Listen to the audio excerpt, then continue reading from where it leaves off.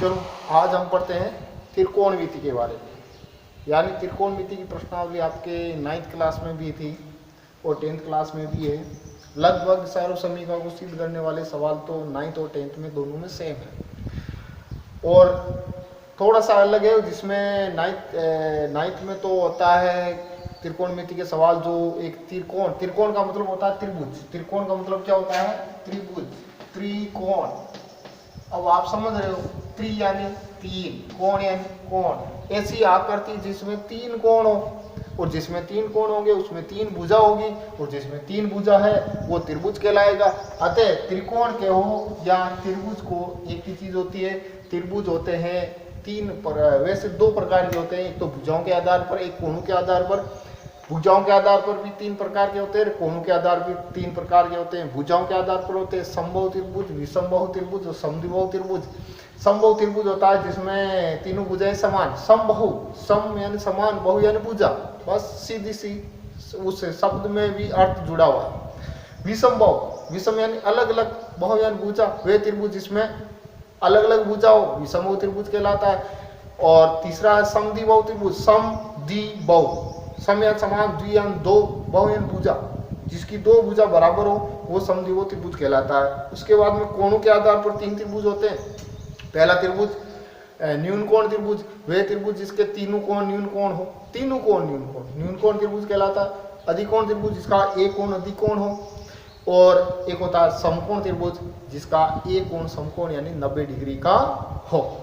तो सब त्रिकोणमिति केवल हम समकोण त्रिभुज में ही लगाते हैं, बाकी नहीं। तो समकोण त्रिभुज होता है जिसमें एक लंब होता है, एक आधार होता है, एक कारण होता है, लंब, आधार और कारण, ठीक है ना। एक कोण 90 का होता है, बाकी दोनों कोण न्यून कोण होते हैं। तो त्रिकोणमिति पढ़ते हैं जिसमें न्यून कोण से संबंधित सवाल दिए जाते हैं। न्यून कोण होता है वे कोण जो 90 से छोटा होता है, 0 से बड़ा होता है। न्यून कोण यानी 0 से तो बड़ा होता है और 90 से क्या होता है? छोटा।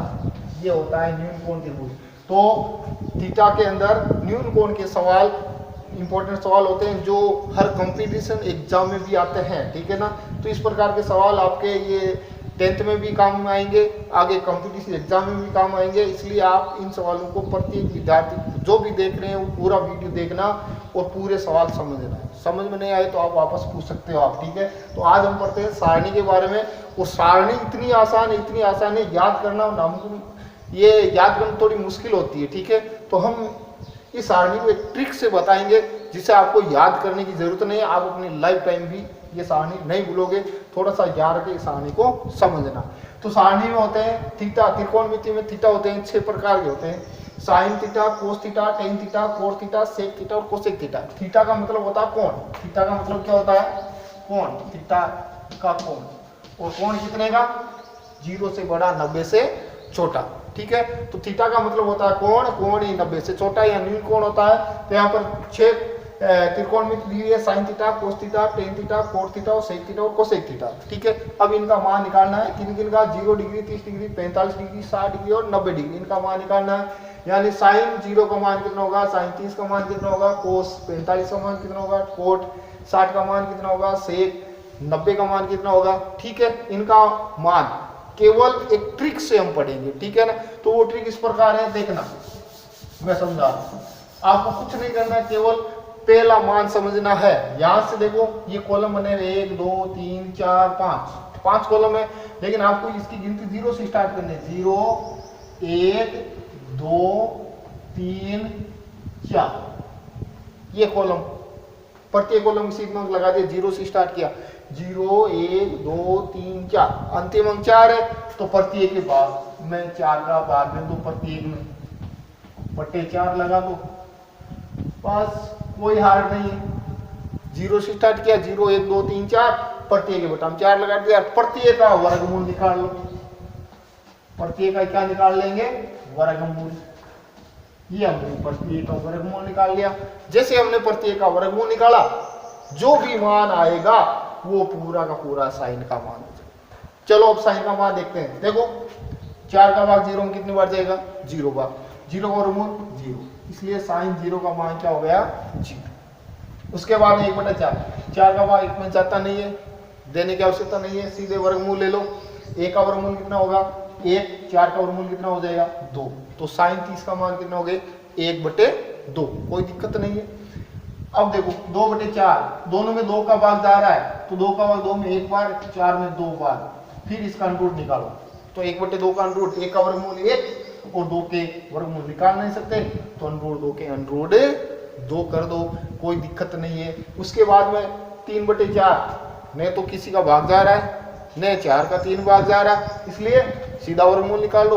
3 का वर्गमूल कितने हो जाएंगे अंडर रूट 3 और 4 के वर्गमूल कितने हो गए 2, ठीक है, कोई दिक्कत वाली बात नहीं। फिर 4 का भाग 4 में 1 बार और 1 का वर्गमूल 1। कोई समस्या हो तो आप कमेंट बॉक्स में कमेंट करके बता सकते हो। ये हर कंपटीशन एग्जाम, कॉम्पिटिटिव एग्जाम में सवाल आने वालों के लिए भी इंपॉर्टेंट है, ठीक है ना, प्रत्येक के लिए इंपॉर्टेंट है ये सवाल साल में। तो ये आ गया साइन का मान, यानी 0, 1, 2, 3, 4/4, 4, 4 प्रत्येक का वर्गमूल, जो भी मान आएगा वो किसका मान हो जाएगा साइन का। अब कोस, अब कुछ नहीं करना, बस पूरा इसी पर ही डिपेंड है, पूरा इस पर निर्भर है। कोस का निकालना है, बस साइन के मान को उल्टा लिखना शुरू कर दो, जो अंतिम है वो पहले लिख दो, 2 नंबर को अंतिम है वो 2 नंबर को लिख दो, फिर 3, फिर 4, 5, तो साइन में अंतिम में कौन है 1 है, तो 1 आ जाएगा सबसे पहले, ठीक है। उसके बाद में अंडर 3/2, तो अंडर 3/2 इधर से 2 नंबर आ जाएगा, उधर से पहले वाली, इधर पहले वाले आ जाएगी, ठीक है।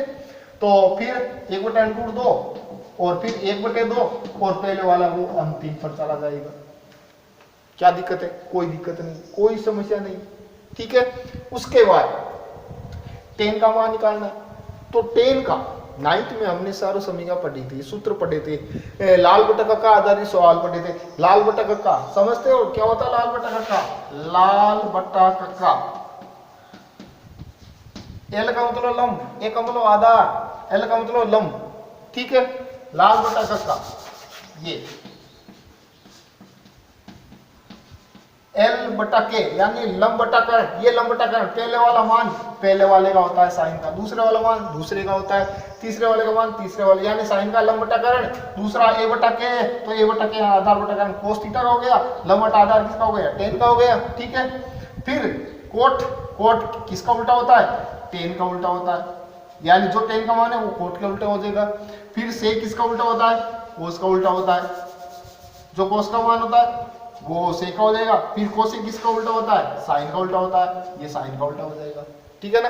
तो 9th वाले भी बच्चे पढ़ सकते हैं ये मान, ठीक है ना, सारणी वाले मान आते हैं। तो साइन का मान आ गया, कोस का मान आ गया, 10 का मान निकालेंगे। तो 10 में एक सूत्र था जो 9th में पढ़ते थे, tan थीटा बराबर साइन थीटा बटा कोस थीटा, ये सूत्र, यानी साइन में कोस का भाग देने पर 10 का मान प्राप्त होता है।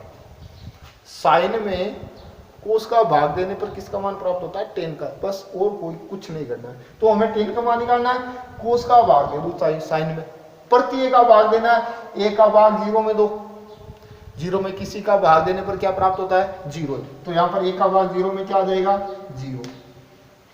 अंडर 3/2 का भाग 1/2 में दो, 1/2 में भाग दो अंडर 3/2 का, नीचे वाले से नीचे वाले कट जाएगी और क्या बचेगी, ऊपर 1 बचेगा, नीचे अंडर 3 बचेगा, मान आ जाएगा 1/3। कोई दिक्कत, या नीचे वाले से नीचे वाले कट जाएगी, क्या बचा ऊपर 1 बचा, ये 1 आ गया, नीचे अंडर 3 बचा, ये अंडर 3 आ गया, कोई दिक्कत नहीं है।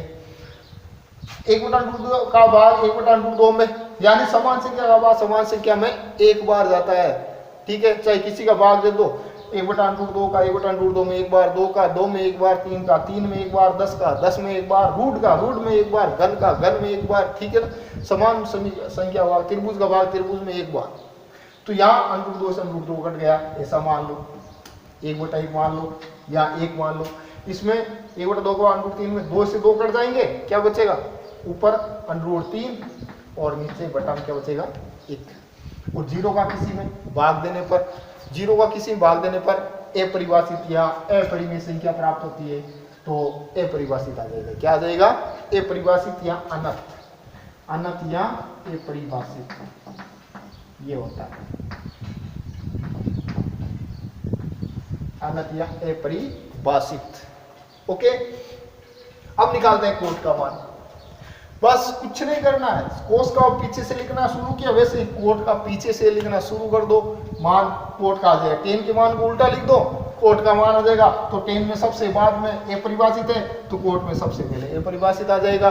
उसके बाद में क्या है, √3/1, ये √3/1 आ जाएगा। उसके बाद क्या है, 1/1, 1/√3 और उसके बाद क्या है 0। बस ये मान आ गया कोट का। अब मान निकालना हमें से का, बस कुछ नहीं करना है। से किसका उल्टा होता है, कोस का, यानी सूत्र लिखा था 9th में, सेक थीटा बराबर 1/cos थीटा होता है। सेक थीटा बराबर क्या होता है, 1/cos। इस सारणी में केवल यहीं पे ध्यान रखना होता है, यहाँ पर ही भूल पड़ती है, ठीक है ना। तो यहाँ पर नहीं भूलना आपको, से का मान होता है कोस का उल्टा। किसका उल्टा होता है, कोस का मान उल्टा होता है। तो कोस का उल्टा कर लो, यानी सेक बराबर 1/cos होता है ना, एक में कोस का भाग दे दो, या कोस की बिन उल्टी कर लो, किसका मान आ जाएगा, सेक का मान आ जाएगा। जैसे सेक है, कोस है, इसकी बिन 1/1 का उल्टा क्या हो जाएगा, 1/1 ही होता है, कुछ नहीं होता है। सेक उसके बाद में कोस का √3/2 है, तो यहाँ पर √3/2 की बिन उल्टी क्या हो जाएगी, 2/√3। √3/2 की बिन उल्टी क्या होगी, 2/√3। 1/√2 की बिन उल्टी क्या होगी, √2/1। 1/2 की बिन उल्टी 2/1 और 0/1 का उल्टा हो जाएगा 1/0, और जिसका मान होता है अपरिभाषित, यानी 0 का उल्टा होता है अपरिभाषित। 0 उल्टा क्या होता है, अपरिभाषित। कोसेक कुछ नहीं करना, पीछे से उतारना शुरू कर दो। अपरिभाषित 2 √2, 2/√3 और 1। ये आपके सारणी तैयार। अब इस सारणी में आपके कोई दिक्कत आए तो आप बेझिझक होके हमें पूछ सकते हो, कोई दिक्कत नहीं आएगी, कोई समस्या नहीं आएगी। एक बार वापस समझा दो, साइन का मान 0, 1, 2, 3, 4 है, बटा 4 का √, साइन का मान आ गया कोस, साइन के मान को उल्टा लिख दो, पीछे से लिखना शुरू कर दो। फिर टेन बराबर होता है कोस का भाग दे दो, साइन में टेन का मान आ जाएगा। फिर कोट है, कोट किसका उल्टा होता है, टेन को मान पीछे से लिखना शुरू कर दो। फिर सेक किसका उल्टा होता है, कोस की, यानी कोस की बिन को उल्टा कर लो, सेक का मान आ जाएगा। कोसेक किसका उल्टा हो जाएगा, सेक को पीछे से लिखना शुरू कर दो, ये आपके किसका मान आ जाएगा, कोसेक का मान आ जाएगा। तो इस प्रकार ये सारणी आपके तैयार, आप मिनटों में इस सारणी को करोगे, ठीक है ना, कोई दिक्कत नहीं है। अब सारणी पर आधारित एक सवाल पढ़ते हैं हम, ठीक है। तो सारणी आपके सामने है, सवाल मैं इधर ले लेता हूं, ठीक है, सारणी को सेम ही रखते हैं हम, सवाल आएगा नहीं, चलो तो भी लेते हैं। sin 30 प्लस cos 60 बट्टे tan 45 का मान, ये याद करते हैं, ठीक है। sin 30 प्लस cos 60 बटा tan 45 का मान याद करते हैं। कुछ नहीं है, आपको केवल और केवल मान देखना है। sin 30 है तो sin 30 का मान देखो आप, यहाँ पर पहले वाले पंक्ति में साइन था, साइन में 30 का मान कितना है, 1/2, तो साइन 30 की जगह क्या आ जाएगा, 1/2 आ जाएगा। साइन 30 की जगह क्या आ जाएगा, 1/2 प्लस cos 60 है, 2 नंबर लाइन cos की थी, cos 60 का मान कितना है, ये cos 60 का मान कितना है, 1/2, तो cos 60 की जगह भी क्या आ जाएगा, 1/2। आगे tan 45, 3 नंबर tan 45 का मान है, tan 45 का मान क्या हो जाएगा, 1।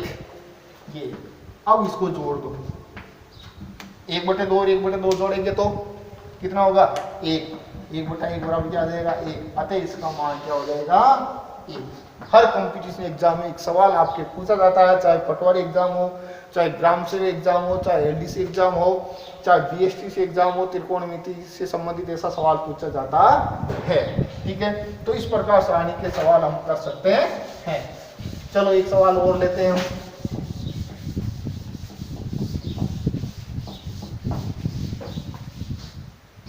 जैसे 2 sin स्क्वायर 60 प्लस 3 कोट 45 बट्टे कर देते हम कोसेक स्क्वायर 90। चलो ये करते हैं, तो यहाँ पर साइन 60 है, साइन 60 का मान रखेंगे, यहाँ पर 2 के 2 है तो 2 इनके बीच में साइन और 2 के बीच में कोई चिन्ह नहीं है तो किसका चिन्ह आएगा, गुणा का चिन्ह आ जाएगा। अब यहाँ पर साइन 60 का मान को सारणी मैंने बताई थी, उस सारणी से आप देखो रटने की आवश्यकता नहीं, समझना है। तो इधर से साइन, इधर से 60 का मान कितना हो जाएगा, √3/2। स्क्वायर है, ये स्क्वायर लगा दिया, क्यूब होता है क्यूब लगा देते, कोई घात नहीं, तो कोई घात नहीं लगाने की आवश्यकता नहीं। प्लस फिर 3, ये 3 गुणा का 3, कोट 45 का मान कितना होता है, 1 होता है, बटे कोसेक 90 का मान कितना होता है, 1 होता है, स्क्वायर है, ये स्क्वायर लगा दिया। अब इसको हल कर लो आप। 2 × √3 का स्क्वायर कितना हो गए, 3, 2 का स्क्वायर कितना हो गए, 4, प्लस 3 × 1 कितना हो गए, 3 बटा 1 का स्क्वायर 1। फिर 2 से कट गए 2 बार, यानी क्या बचे, 3/2 प्लस 3/1 बटा 1। अब इसको हल कर लो। 2 और 1 का लोगे तो कितना आ जाएंगे, 2 आ जाएंगे। फिर 2 का भाग 2 में एक बार, 1 × 3 3 प्लस 1 का भाग 2 बार, 2 × 3 कितने हो गए, 6/1, 6 3 9/2/1, 1 का भाग देंगे क्या आएंगे, 9/2। तो अतः इसका आंसर हो जाएगा आपके कितना आ जाएगा, 9/2। इस प्रकार ये सारणी वाले सवाल करने हैं। तो आपको प्रश्नावली नंबर 6 जिसमें सारे के सारे क्वेश्चन सारणी के हैं, आपको उन सवालों को मिलाना है। कोई दिक्कत है तो पूछ लेना, बाकी सवाल है वो अगले वीडियो में बताएंगे, ठीक है। इसमें इंपॉर्टेंट थी सारणी, क्या थी, सारणी, ठीक है। Okay, thanks.